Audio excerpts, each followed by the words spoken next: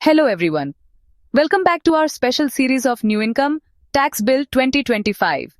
अगर आप भी न्यू इनकम टैक्स बिल 2025 के बारे में और जानना चाहते हैं तो हमारे चैनल को सब्सक्राइब कर लीजिए और अगर पुरानी वीडियो नहीं देखी हैं तो जरूर देखें। आज की वीडियो में हम बात करेंगे इनकम फ्रॉम अदर सोर्सेज की as per section 92 of new income tax bill 2025। तो बिना किसी देरी के चलिए शुरू करते हैं।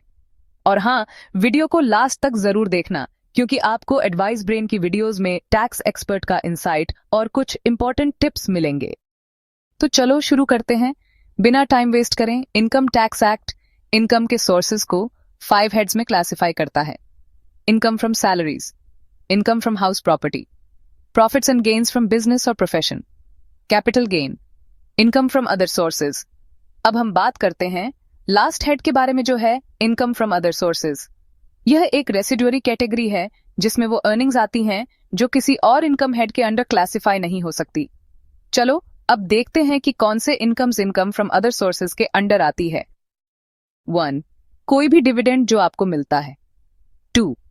कोई भी जीतने की राशि जो आपको lottery, crossword puzzles, races, horse races शामिल है, कार्ड गेम्स और किसी भी तरीके गैम्बलिंग या बेटिंग से मिलती है, वो इनकम फ्रॉम अदर सोर्सेज के अंडर आएगी। 3. कोई भी राशि जो आपके एम्प्लॉयज से मिलती है जो provident fund, superannuation fund, employees state insurance act 1948 के अंडर किसी फंड में कंट्रीब्यूट की जाती है। अगर ये income profits and gains of business और प्रोफेशन के अंडर टैक्सेबल नहीं होती तो वो इनकम फ्रॉम अदर सोर्सेज के अंडर आएगी। 4. कोई भी सम जो आपको कीमैन इंश्योरेंस पॉलिसी के अंडर मिलती है, जैसे बोनस भी अगर यह income profits and gains of business और प्रोफेशन या सैलरीज के अंडर टैक्सेबल नहीं होती तो यह भी इनकम फ्रॉम अदर सोर्सेज के अंडर आएगी। 5.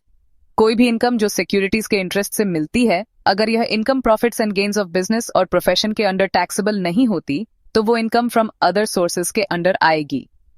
6. कोई भी इनकम जो आपको मशीनरी, प्लांट या फर्नीचर को हायर पर देने से मिलती है, अगर यह income profits and gains of business और प्रोफेशन के अंडर टैक्सेबल नहीं होती तो यह भी इनकम फ्रॉम अदर सोर्सेज के अंडर आएगी। 7.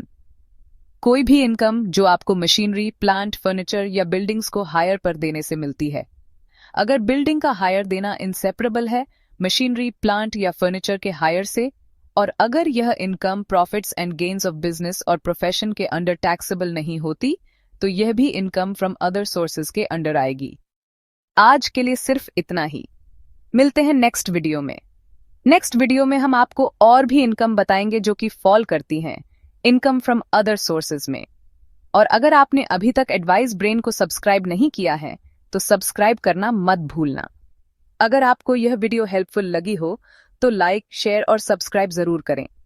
और अगर आपको और भी टैक्स रिलेटेड क्वेरीज हैं तो कमेंट सेक्शन में लिखना ना भूलें। मिलते हैं नेक्स्ट वीडियो में। Thank you and have a nice day.